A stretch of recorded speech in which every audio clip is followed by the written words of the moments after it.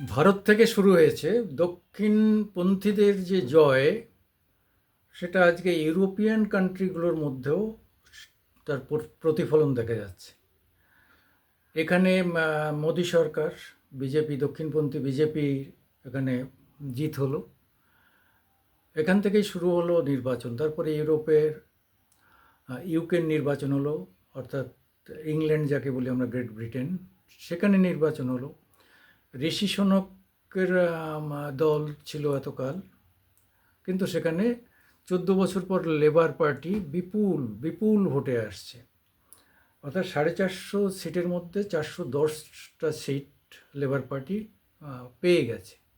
এতকাল আমরা এখানে আওয়াজ শুনতাম মোদী সরকারের 400 পার, কিন্তু আদতে 400 পার করে দিলেন কেয়ার স্টারমার। ইউনাইটেড কিংডম তথা ইংল্যান্ডের কেয়ার স্টারমার 650-র মধ্যে 410 সিট পেয়ে গেলেন। তিনি পরবর্তী প্রধানমন্ত্রী। যদিও 6 মাস আগে ঋষি সুনক একটু কনফিডেন্ট ছিলেন বলে তিনি 6 মাস আগেই নির্বাচনটা ডিক্লেয়ার করে দিলেন। 6 মাস পরে ডিক্লেয়ার করতে পারতেন, অর্থাৎ আরও 6 মাস থাকতে পারতেন, কিন্তু সেটা তার হলো না। তার অতিরিক্ত আত্মবিশ্বাস তাকে বেকায়দায় ফেলে দিল। তিনি একদম মানে গো হারলেন। এই হারার পিছনে প্রধান কারণ বলার আগে ফ্রান্সের কথা বলে নিই। ফ্রান্সে ওখানে একটা নিয়ম হচ্ছে যে যে দলই জিতুক তাকে 50%-এর বেশি ভোটে জিততে হবে, তবেই তার জিত হবে। কিন্তু দেখা গেল যে অধিকাংশ যারা তারা জিততে পারেননি, 50-এর ভোট তারা করতে পারেননি, ম্যাক্রো ছাড়া। ম্যাক্রো নিজে জিতেছেন, কিন্তু তার দল পিছিয়ে পড়েছে। তার দল হচ্ছে মধ্যপন্থী। ওখানে অতি বামপন্থী জিপেনের দল আছে, মহিলা নেত্রী, তিনি বেশি ভোট পেয়েছেন। আবার মাঝামাঝি হচ্ছে বামপন্থীরা। এখন ম্যাক্রো চেষ্টা করছে বামপন্থীদের সঙ্গে একটা আঁতাত করে অতি ইসে দক্ষিণপন্থী পেনকে হারাতে পারে কিনা, কিন্তু কার্যত সেটা সহজ হবে বলে মনে হচ্ছে না। ম্যাক্রো যাওয়া প্রায় নিশ্চিত। তবে এর মধ্যেই মুসলিমরা দাঙ্গা লাগিয়ে দিয়েছে সেখানে। কারণ হচ্ছে যে পেন যদি আসে তাহলে নতুন করে কোনো মুসলিম এখানে ঢুকতে পারবে না, এবং যারা এখানে আছে তাদের অনেককেই, মুসলিমদের অনেকেই চলে যেতে হবে। এই নিয়ে প্যারিসে দাঙ্গা শুরু হয়ে গেছে, মারপিট শুরু হয়ে গেছে। যাই হোক, একটা জিনিস খুব পরিষ্কার হচ্ছে যে ইউরোপ থেকে মুসলিম বিতাড়নের একটা খেলাও দেখা যাচ্ছে। অর্থাৎ ইমিগ্রেন্টরা অধিকাংশ মুসলিমদের মধ্যেই দেখা যায়। যত 57টা মুসলিম দেশ, এদের মধ্যে অধিকাংশই ভীষণ দরিদ্র। এই পাশে বাংলাদেশ থেকে আপনি যে দেখবেন, বাংলাদেশের সুজলা শ্যামলা নাতিশীতোষ্ণ আবহাওয়া, সেখানকার মানুষ খুব গরমও সহ্য করতে পারে না, খুব ঠান্ডাও সহ্য করতে পারে না। তারা কোথায় যাচ্ছে? তারা মরুভূমিতে গিয়ে খেজুর গাছ পাহারা দিচ্ছে, হ্যাঁ, খেজুর গাছ পরিষ্কার করছে। ভাবা যায়। এবং মিশর, Europe, Syria, Damascus, Iran, Iraq, সমস্ত জায়গায়, জর্ডন, সব জায়গায় আপনি বাংলাদেশের মুসলিম শ্রমিকদের পাবেন। মুসলিমরা খুব কর্মঠ হয়। সেরকম আপনি মরক্কো থেকে দেখবেন বহু লোক পার্শ্ববর্তী রাষ্ট্রগুলোতে চলে যাচ্ছে। তা সেখানেও একটা বাদ দেওয়ার চেষ্টা হয়েছে। তা এইভাবে আজকে সুইডেন এইসব জায়গায়, সুইডেনে তো কোরআন পুড়িয়ে দিয়েছে, সেখানে থেকে মুসলিমদের বিতাড়নের একদম সম্পূর্ণ চেষ্টা হচ্ছে। এইভাবে বিভিন্ন দেশ থেকে মুসলিমদের এই যে দাঙ্গা করার স্বভাব, একটা হচ্ছে তারা কোনো জায়গায় একটু বেশি সংখ্যক হলে দুটো জিনিস করে। একটা হচ্ছে তারা তাদের শরিয়া আইন চালু করতে হবে, অর্থাৎ তাদের বউকে ঘোমটা পরার অধিকার দিতে হবে, আর 4টে বিয়ের অধিকার দিতে হবে। তা না হলেই তারা দাঙ্গা হাঙ্গামা করবে। তো এই যে প্রক্রিয়া, এই প্রক্রিয়াটা এখন কিন্তু আর হচ্ছে না, এটা কাউন্টার হচ্ছে। এর ফলে একটা আরেকটা দিকে কয়েকদিন পরেই নভেম্বরে ভোট হবে মার্কিন যুক্তরাষ্ট্রের, অর্থাৎ আমেরিকার ভোট।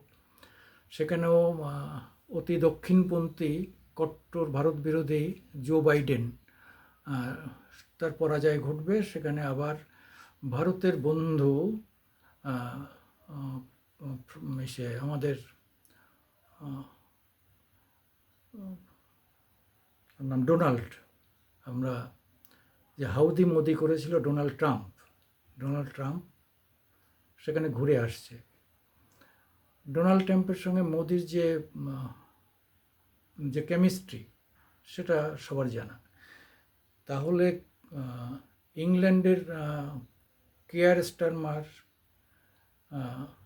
যদি আসেন, ওদিকে আমেরিকায় যদি আবার ট্রাম্প ব্যাক করেন, এই দুটো জিনিসই আমাদের ভারতের সঙ্গে সম্পর্কের ক্ষেত্রে একটা বড় উন্নতি হবে।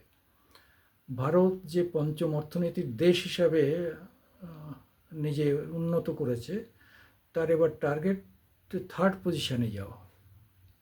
আমরা এখন আছি কি আমেরিকা, চীন, জার্মানি, জাপানের পরে আছি আমরা। এইবার আমরা চেষ্টা করছি যে চীন, আমেরিকা, রাশিয়াকেও টপকে আমরা এবার 3-এ পৌঁছাতে, অর্থাৎ চীন, আমেরিকা, ভারত, এরকম একটা জায়গায় চলে যাচ্ছে। কেন রাশিয়ার অর্থনীতিটা অনেকটা ধাক্কা খেয়েছে ইউক্রেনের সঙ্গে যুদ্ধের জন্যে। প্রচুর প্রচুর ব্যয় হয়েছে, যদিও সেখানে লোক কম, তাদের খরচা কম এবং প্রচুর তেল, যার ফলে সেই তেল কিনে আজকে ভারত, এখনও তেলের মার্কেট আমাদের অনেকটাই নিয়ন্ত্রণে আছে। পাকিস্তানে 250 থেকে 300 টাকা হচ্ছে পেট্রোলের লিটার, আর আমাদের এখানে এক টাকা বেড়ে এখন 101 থেকে 105-এর মধ্যে আছে। ডিজেলের দামও সামান্য বেড়েছে, কিন্তু নিয়ন্ত্রণের মধ্যে আছে এখনও ভারতের। সেই জায়গায় দাঁড়িয়ে আগামী দিন কিন্তু ভারতের অর্থনীতি এখনও বিকল হয়নি, এখনও যথেষ্ট স্ট্রং আছে। জিনিসপত্রের দাম কিছুটা বাড়লেও তা মানে তার হাইকটা এমন জায়গায় পৌঁছায়নি যেটা মানুষের ক্রয় ক্ষমতার বাইরে চলে গেছে, এমন নয়। কিন্তু সব জিনিসের কিছু না কিছু বেড়েছে। এটা সারা পৃথিবীরই ট্রেন্ড, সারা পৃথিবী জুড়ে এই ট্রেন্ডটা যে জিনিসপত্রের দাম বাড়ছে।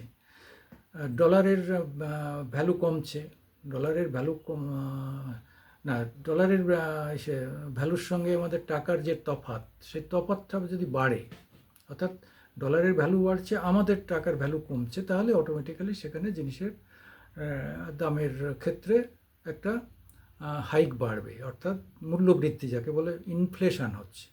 সেই ইনফ্লেশনের ক্ষেত্রে আমরা কিছুটা আমাদের জিনিসপত্রের দাম বাড়াতে বাধ্য হয়েছি। তবে সেটা কিন্তু ক্রয় ক্ষমতার বাইরে নয়।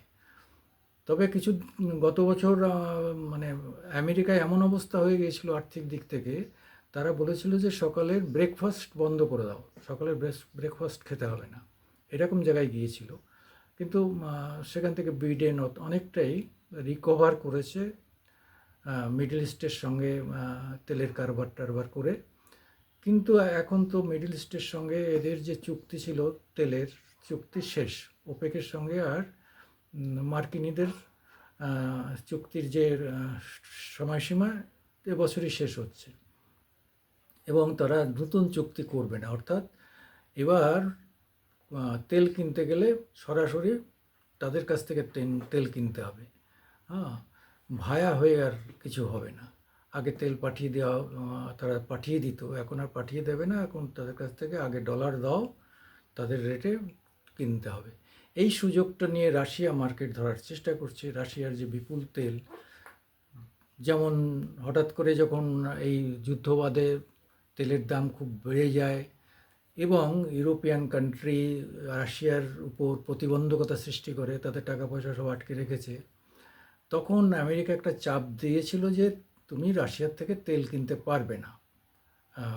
ভারতের উপর চাপ দিয়েছিল, কেন তার ধান্দাটা ছিল যে তাহলে আমেরিকার কাছ থেকে তেল কেন, অথবা তাদের সঙ্গে ওপেকের যে চুক্তি রয়েছে সে চুক্তি অনুসারে তেল কেন। কিন্তু আমাদের ভারত সোজাসুজি বলে দিল আমরা কোথার থেকে তেল কিনবো সেটা আমাদের ব্যাপার, আমাদের লাভ লোকসান আমরা বুঝবো।